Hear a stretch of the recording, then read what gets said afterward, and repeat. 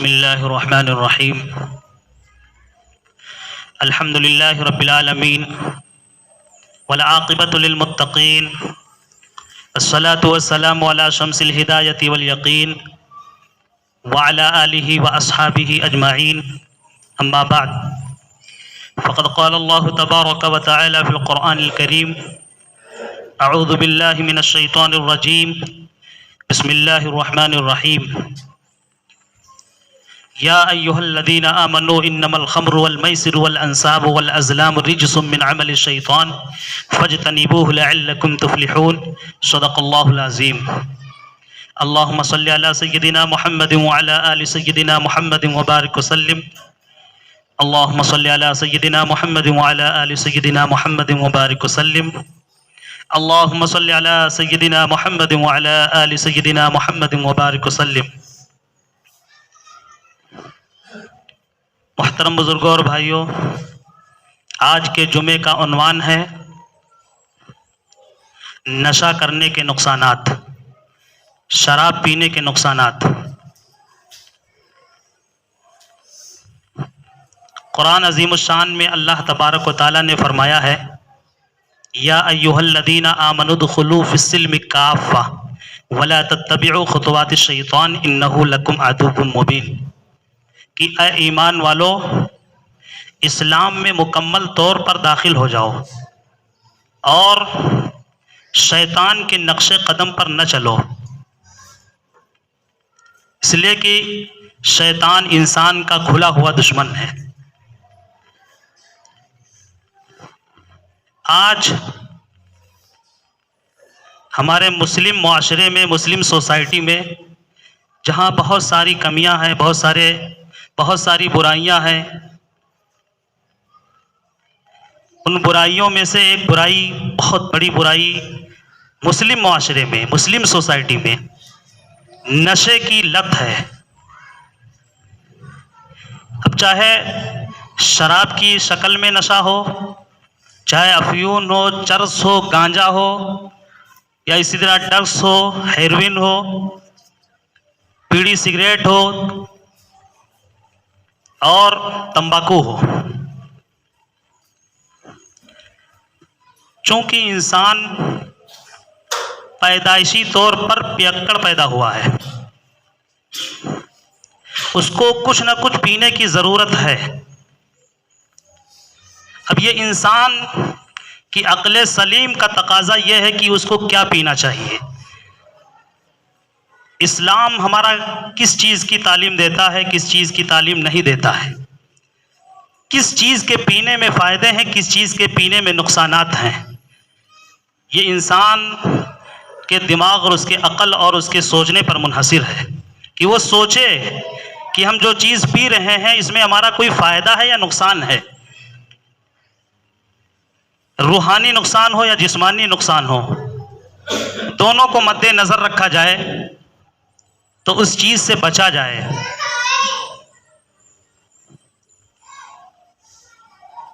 آج ہمارے معاشرے میں بہت زبردست یہ برائی پھیلی ہوئی ہے، خاص کر کے اس میں ہمارے نوجوان ملوث ہیں۔ شراب نشے کو ام الخبائث کہا گیا ہے۔ ام الخبائث کا مطلب یہ ہوتا ہے کہ تمام برائیوں کی ماں، تمام برائیوں کی جڑ، تمام برائیوں کی بنیاد۔ ایک پینے والا شخص پی لیتا ہے، نشہ کر لیتا ہے، تو نشہ جب اس کے اوپر چڑھتا ہے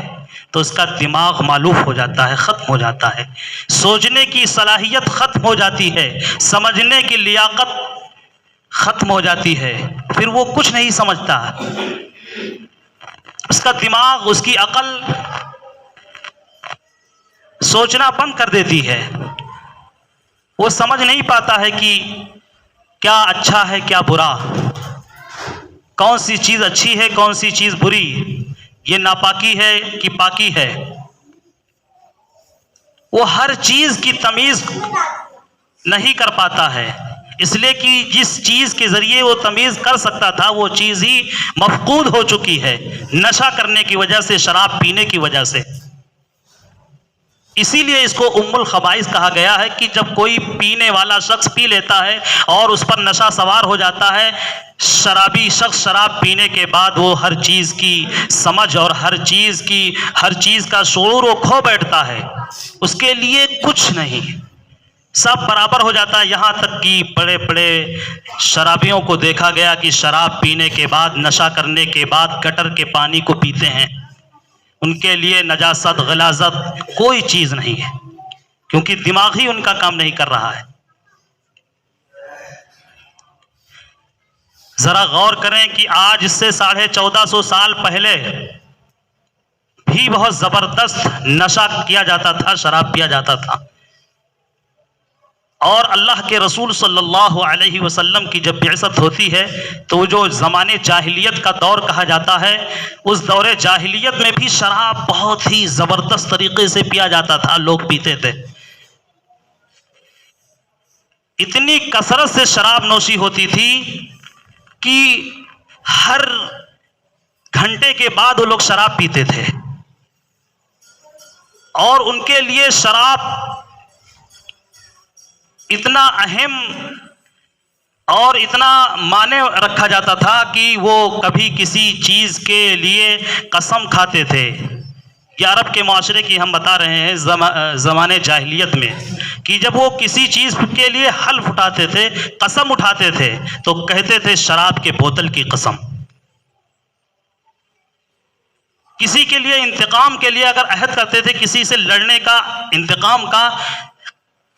تو اس طرح سے وہ حلف لیتے تھے کہ جب تک کہ میں اس سے انتقام نہ لے لوں، اس سے لڑائی نہ لڑ لوں، اس سے بدلہ نہ لے لوں، تب تک کہ میں شراب کو نہیں چھوؤں گا۔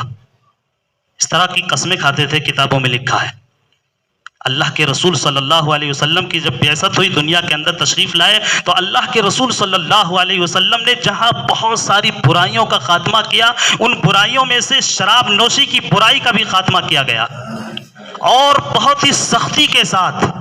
بہت ہی شدت کے ساتھ۔ قرآن میں، حدیث میں، اللہ تبارک و تعالیٰ کے فرمان میں، رسول اللہ صلی اللہ علیہ وسلم کے ارشادات میں اس کی نکیر کی گئی، شراب نوشی کی مذمت کی گئی، اس پہ بین لگا دیا گیا، منع کیا گیا۔ یہ آج کے ڈاکٹر، بڑے بڑے جو جرنلسٹ، بڑے بڑے پڑھے سائنسی لوگ جو ہے اب دعویٰ کر رہے ہیں کہ شراب نہیں پینا چاہیے، افیون، چرس، گانجا، ڈرگس اس کا استعمال نہیں کرنا چاہیے، اس سے یہ نقصان ہے، جسمانی یہ نقصان ہے، اس سے یہ ہو جاتا ہے، یہ بیماریاں ہو جاتی ہیں۔ آج سے بہت زمانے پہلے اللہ کے رسول صلی اللہ علیہ وسلم نے بہت ہی سختی کے ساتھ اس چیز کو اجاگر کر دیا تھا، بتا دیا تھا کہ اس سے کیا کیا نقصانات ہیں۔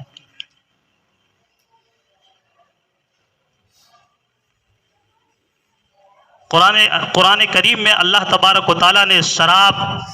کے سلسلے میں سب سے پہلے جو پیغام اللہ کے رسول صلی اللہ علیہ وسلم کے زبان مبارک سے سنایا گیا، قرآن میں اللہ نے فرمایا، يَسْأَلُونَكَ عَنِ الْخَمْرِ وَالْمَيْسِرِ قُلْ فِيهِمَا اسْمٌ كَبِيرٌ وَمَنَافِعُ لِلنَّاسِ وَإِسْمُهُمَا أَكْبَرُ مِن نَّفْعِهِمَا۔ یہ سب سے پہلی آیت شراب کی مذمت کے سلسلے میں نازل ہوئی، چونکہ نشہ ایک ایسی بیماری ہے، کسی بھی نشیڑی سے آپ کہیں کہ آپ نشے کو چھوڑ دیجئے، آپ شراب نہ پیجئے، تو وہ شراب ایک بیگ نہیں چھوڑ سکتا ہے، نشے کو ایک بیگ نہیں چھوڑ سکتا ہے۔ وہ دھیرے دھیرے اس کو کہا جائے کہ دھیرے دھیرے آپ کم کرتے جائیے یہاں تک کہ آپ اس کو چھوڑ دیجئے، تو ایسا اس کے لیے ہے کہ وہ ایسا کر سکتا ہے۔ کوئی بھی اس طرح اس قسم میں، اللہ نہ کرے کہ ہم میں سے کوئی ملوث ہو، نشے کی لت میں ہو، لیکن ڈائریکٹ کوئی نشیڑی، شراب پینے والا شرابی ڈائریکٹ شراب نہیں چھوڑ سکتا ہے۔ اسی فطرت انسانیت کی نزاکت کو سمجھتے ہوئے اللہ تبارک و تعالیٰ نے ایک بیگ بریک نہیں لگایا کہ اگر ایک بیگ اللہ کا حکم قرآن میں آ جاتا تو ایک بیگ فوراً شراب نہ چھوڑ پاتے اور پھر اللہ کے حکم کے منکر ہو جاتے۔ اس لیے دھیرے دھیرے قرآن عظیم الشان میں اللہ تبارک و تعالیٰ نے شراب کی مذمت کو بیان کرتے ہوئے حکم وارد کیا۔ چنانچہ پہلا حکم یہ آیا، یسألونک عن الخمر والمیسر قل فیہما اسم کبیر ومنافع للناس۔ کہ لوگ، اے محبوب نبی، لوگ آپ سے شراب کے بارے میں پوچھتے ہیں، سوال کرتے ہیں کہ شراب پینا چاہیے کہ شراب نہیں پینا چاہیے؟ آپ فرما دیجئے قل فیہما اسم کبیر، کہ شراب نوشی بڑا گناہ ہے، ومنافع للناس، لیکن کچھ فائدہ بھی ہے۔ لیکن آگے اللہ نے فرمایا کہ اس کا جو فائدہ ہے اس کے نقصانات کے مقابلے میں بہت ہی کم ہے، نقصانات زیادہ ہیں، فائدہ کم ہے۔ صحابہ کرام کے سامنے جب یہ اللہ کا فرمان آیا تو بہت سے صحابہ سمجھ گئے کہ یہ شراب جو بڑا گناہ کہا گیا ہے، آئندہ اس کے اوپر بین لگا دیا جائے گا، اللہ کا حکم آ جائے گا کہ بالکل سرے سے منع ہے شراب، کوئی نفع وفا نہیں، کوئی صرف نقصان ہی نقصان ہے۔ تو بہت سے صحابہ رک گئے، اسی وقت سے توبہ کر لیے، شراب پینا بند کر دیے۔ لیکن کچھ پی لیا کرتے تھے، کبھی کبھی تھوڑے مقدار میں شراب پی لیا کرتے تھے۔ دوسرا حکم جب اللہ تبارک و تعالیٰ کا قرآن عظیم الشان میں آیا، اللہ کے رسول صلی اللہ علیہ وسلم نے اجاگر کیا، اعلان کیا، بیان کیا، یا ایھا الذین آمنوا لا تقربوا الصلاۃ وانتم سکارى، یہ دوسرا حکم آیا اللہ کی طرف سے کہ اے ایمان والو،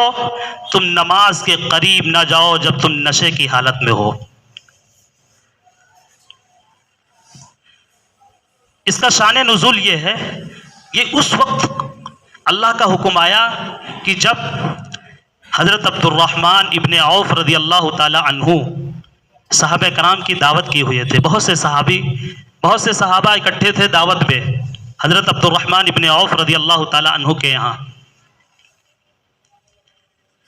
دعوت کھانے کے بعد پھر شراب کا دور چلا، غالباً حضرت علی رضی اللہ تعالی عنہ کا نام لکھا ہے کتابوں میں کہ حضرت علی رضی اللہ تعالی عنہ نماز کا وقت آیا اور اسی حالت میں کھڑے ہو گئے نماز ادا کرنے کے لیے، اور جب وہ نماز پڑھانے لگے، جہری نماز تھی، تو قل یا ایھا الکافرون کی تلاوت کیے نماز میں، تو جہاں لا اعبد ماتا لا، جہاں لا ہے، لا کو چھوڑتے گئے، اور جب لا کو چھوڑ دیے تو معنی آیت کا بدل گیا، یعنی پورا معنی بدل گیا، پورا مطلب پلٹ گیا۔ چونکہ نشے میں تھے، شراب ابھی تازہ پیے ہوئے تھے، اس کا اثر تھا، تو اس طرح کی جب کیفیت نماز میں ہوئی تو فوراً اللہ کا حکم آ گیا کہ اے ایمان والو، نماز کے قریب نہ جاؤ اگر تم نشے کی حالت میں ہو۔ صحابہ کرام نے اللہ کے حکم کو سن کر کے، بہت سے صحابہ نے سمجھ لیا کہ اب بالکل شراب چھوڑ دینا چاہیے، چنانچہ 80% کہہ لیا جائے، 95-90% تک کے صحابہ کرام نے اس دوسرے حکم کو سن کر کے شراب کو چھوڑ دیا، چونکہ ابھی ڈائریکٹ اللہ کا نہیں حکم آیا تھا کہ بالکل شراب نہ پیجیے، ایک قطرہ بھی مت پیجیے۔ لیکن پھر بھی صحابہ کرام نے سمجھا کہ جب اللہ کا منشا یہ ہے کہ شراب پی کر کے نشے کی حالت میں نماز کے قریب نہیں جا سکتے ہیں، نماز نہیں پڑھ سکتے ہیں، اللہ کا نام نہیں لے سکتے ہیں، قرآن کی تلاوت نہیں کر سکتے ہیں، ذکر و اذکار نہیں کر سکتے ہیں، تو پھر کیوں شراب پیے؟ اور ہر 2-3 گھنٹے کے بعد نماز کا وقت ہے، دن میں خاص کر کے، رات میں تو لمبا وقت ہے ایک نماز کے بعد دوسرے نماز کا، لیکن دن میں تو جلدی ہے نمازیں، تو اب شراب پئیں گے تو نمازیں کیسی ادا ہوں گی؟ تو یہ سوچ کر کے بہت سے صحابہ نے شراب کو چھوڑ دیا۔ تیسرا اور آخری جو حکم آیا اللہ تبارک و تعالیٰ کا، اور قطعی اور مضبوط حکم آیا، سخت حکم آیا اللہ کا قرآن میں، یا ایھا الذین آمنوا انما الخمر والمیسر والانصاب والازلام رجس من عمل الشیطان فاجتنبوہ لعلکم تفلحون۔ یہ آخری اللہ کا حکم بہت ہی سختی کے ساتھ شراب نوشی نشے کے لیے آیا کہ اے ایمان والو، انما الخمر بے شک شراب، والمیسر اور جوا، والانصاب اور بت پرستی، والازلام اور قرآن اندازی تیروں کے ذریعے، رجس من عمل الشیطان، رجس ہے، ناپاک ہے، گندی چیز ہے، اور یہ شیطانی عمل ہے۔ فاجتنبوہ لعلکم تفلحون، اور تم سب کے سب ان تمام چیزوں سے بالکل بچو، لعلکم تفلحون، تاکہ تم کامیاب ہو جاؤ۔ یہ مضبوط اللہ کا حکم آیا شراب کے سلسلے میں۔ چنانچہ یہ حکم جیسے ہی اللہ کے رسول صلی اللہ علیہ وسلم نے سنایا کہ شراب حرام کر دیا گیا، منع کر دیا گیا۔ لکھا ہے کہ مدینے کی گلیوں میں شراب ہی شراب بہ رہا تھا، جن کے گھروں میں شراب تھا مٹکے کے مٹکے بھرے ہوئے تھے، وہ سارے کے سارے مٹکے اٹھا اٹھا کر کے گھروں سے وہ سب باہر راستے میں پھینک دیے اور شراب بہنے لگا۔ اور وہی اسی تاریخ سے انقلاب آ گیا۔ اللہ کے رسول صلی اللہ علیہ وسلم نے لوگوں کے ذہنوں کو، دل و دماغ کو اس نشے کی لت سے، شراب نوشی سے لوگوں کو الگ کر دیا کہ آج سے شراب کی کوئی قطعاً کہیں سے کوئی گنجائش نہیں ہے، کوئی اجازت نہیں ہے کہ کوئی شراب کا ایک قطرہ بھی پی سکے۔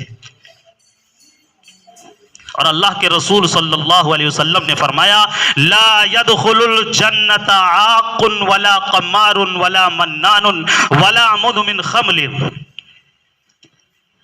کہ جنت میں داخل نہیں ہوں گے قمار جوا کھیلنے والے، ولا منان اور احسان جتانے والے، ولا مدمن خمر اور شراب پینے والے۔ ایسے لوگ جنت میں نہیں داخل ہوں گے۔ حضرت ابو ہریرہ رضی اللہ تعالی عنہ کی روایت ہے کہ اللہ کے رسول صلی اللہ علیہ وسلم نے فرمایا کہ زانی زنا کرتے وقت،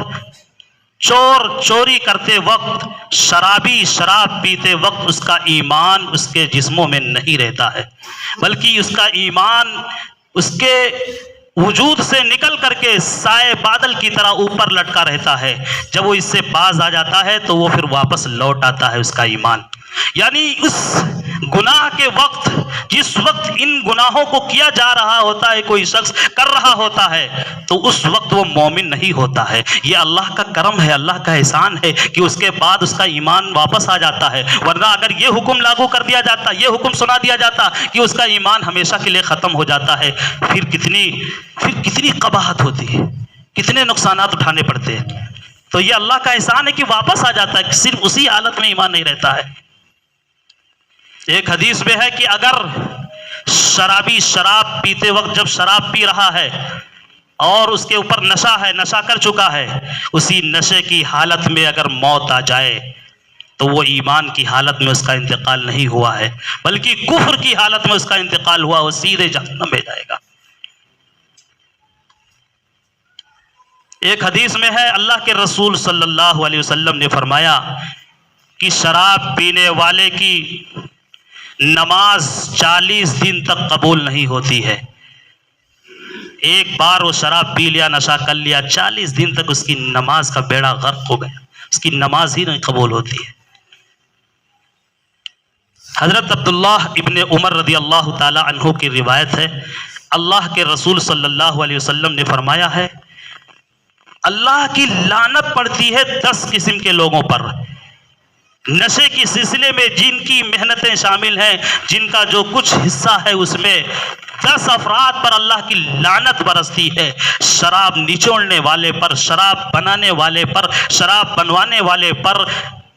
شراب خریدنے والے پر، بیچنے والے پر، پینے والے پر، پلانے والے پر، 10 افراد پر اللہ کی لعنت برستی ہے۔ اتنا سخت گناہ ہے شراب نوشی۔ ایک حدیث میں ہے اللہ کے رسول صلی اللہ علیہ وسلم نے فرمایا کہ میری امت کے بھی کچھ افراد رات دن شراب پئیں گے، نشہ کریں گے، اور اس نشہ کرنے کی وجہ سے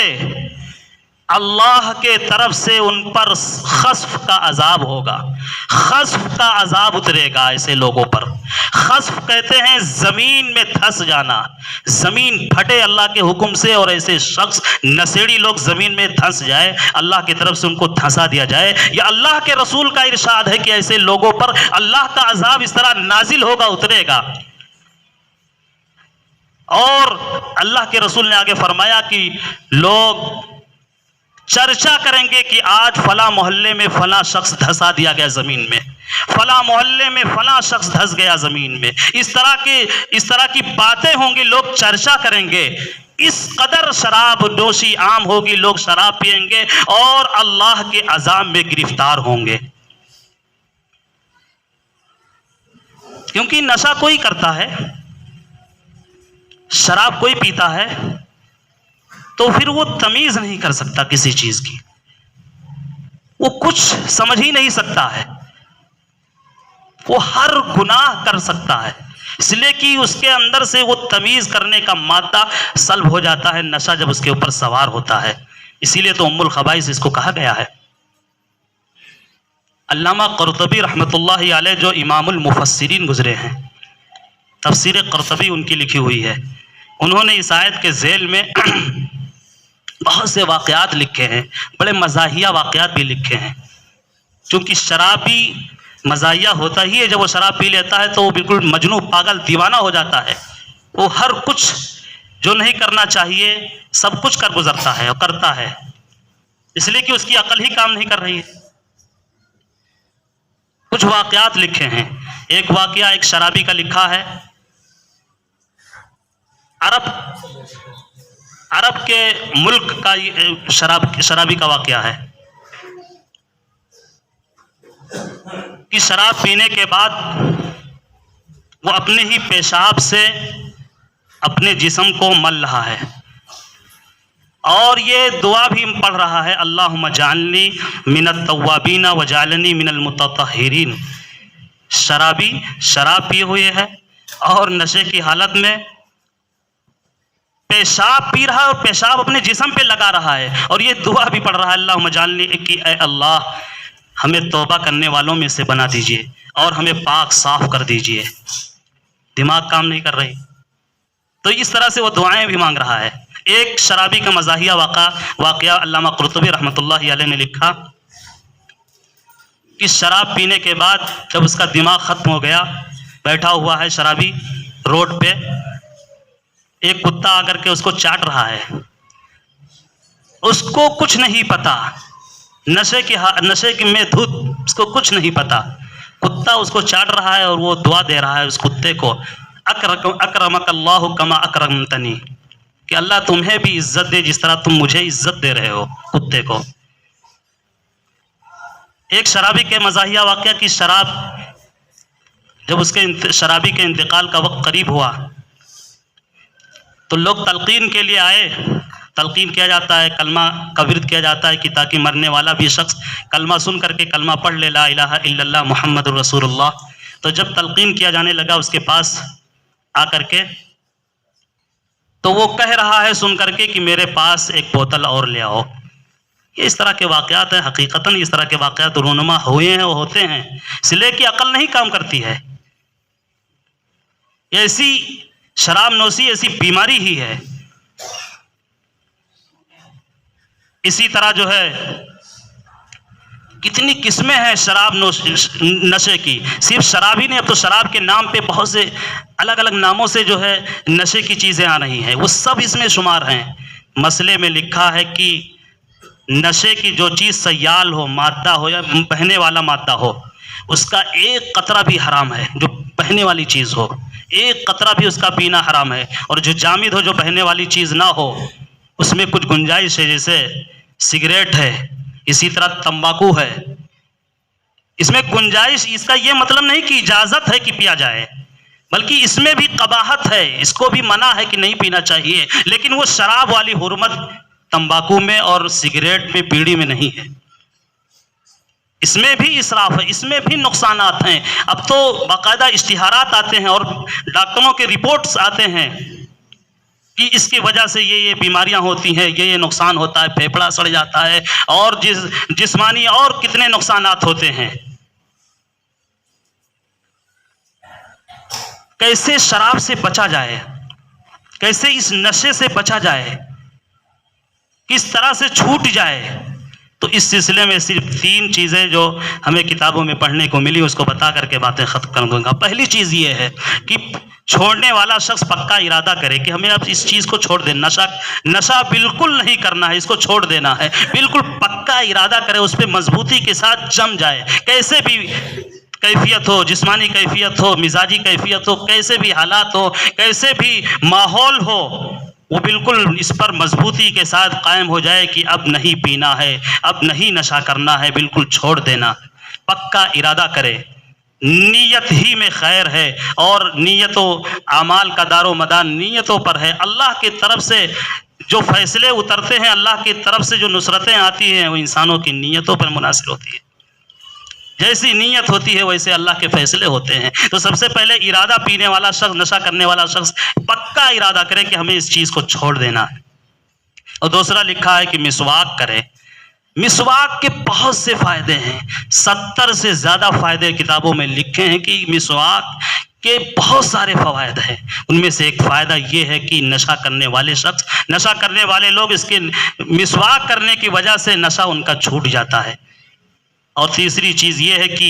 اگر بہت زیادہ نشے کرنے کا وہ ماحول بن رہا ہو